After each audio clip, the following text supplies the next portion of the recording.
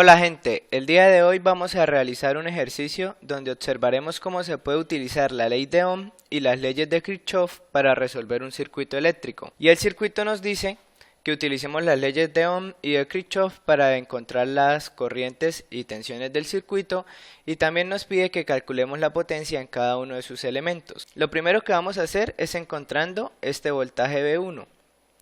V1 sería igual a la fuente de voltaje, que son 60 voltios.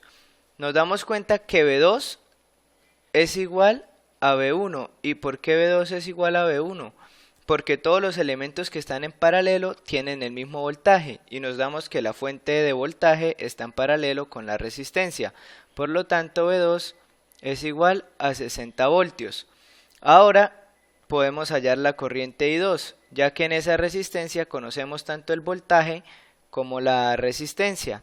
Y recordemos que por ley de Ohm, corriente es igual a voltaje sobre resistencia. Entonces tenemos que la corriente vale 60 voltios, que la vamos a dividir en 20 ohmios, y esto es igual a 3 amperios. Ahora nos damos cuenta que esta fuente de voltaje dependiente se llama V3, y esta V3 la podemos hallar a 5, la vamos a multiplicar por la corriente I2. Entonces tenemos que esta V3 es igual a 5 por 3 amperios, que esto nos da 15 voltios. Entonces ya tenemos también el voltaje V3. Ahora, al tener ese voltaje V3, podemos hallar este voltaje V5, pero ¿cómo vamos a hallar este voltaje V5? Lo vamos a hacer con una ley de voltaje de Kirchhoff, una LVK, que nos dice que la sumatoria de voltajes en una trayectoria cerrada es igual a 0. Pero ¿cuál va a ser la trayectoria que vamos a seguir? Va a ser la trayectoria que está en la periferia, que sería toda esta que estamos demarcando de azul. Es decir, vamos a tomar solo los elementos del circuito que están en la periferia, y nos damos cuenta que eso es una trayectoria cerrada. Entonces vamos a empezar por el 60. Nos damos cuenta que entramos por el negativo. Vamos a irnos en las manecillas del reloj. Estamos entrando por el negativo, menos 60. Seguimos la trayectoria y nos encontramos con V3. Más V3. ¿Y qué es V3? V3 son 15 voltios. Seguimos la trayectoria y nos encontramos con V5. Más V5 igual a 0. Despejamos V5, sumamos términos semejantes y V5 nos da 45 voltios. Nos damos cuenta que este voltaje V4 está en paralelo con V5. Entonces V4 es igual a V5, que sería igual a 45 voltios. Ahora podemos hallar la corriente I5, ya que conocemos tanto la resistencia como el voltaje.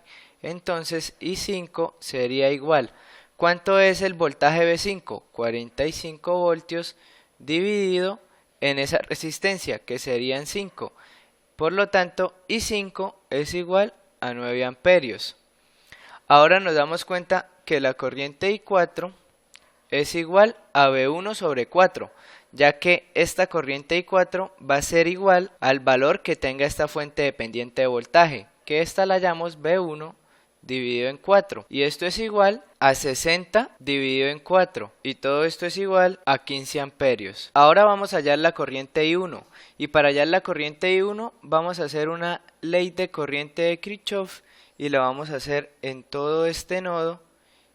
Y recordemos que la ley de corriente de Kirchhoff nos dice que la sumatoria de corrientes que entran es igual a la sumatoria de corrientes que salen. Entonces, en este nodo, ¿qué corrientes están entrando? Están entrando I2, también entra I4, más I4, y también entra I5, más I5. ¿Y qué corriente está saliendo? I1. Entonces I1 es igual a 3 amperios más I4, que son 15 amperios, más I5, que son 9 amperios. Sumamos términos semejantes e I1 es igual a 27 amperios.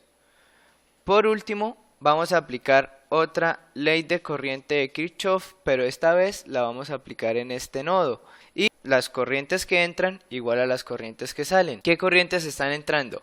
Está entrando I1, que sería igual a las corrientes que están saliendo. I3 más I2. Despejando I3 nos queda igual a I1 menos I2. Reemplazando, tenemos 27 amperios que vale I1 menos 3 amperios que vale I2.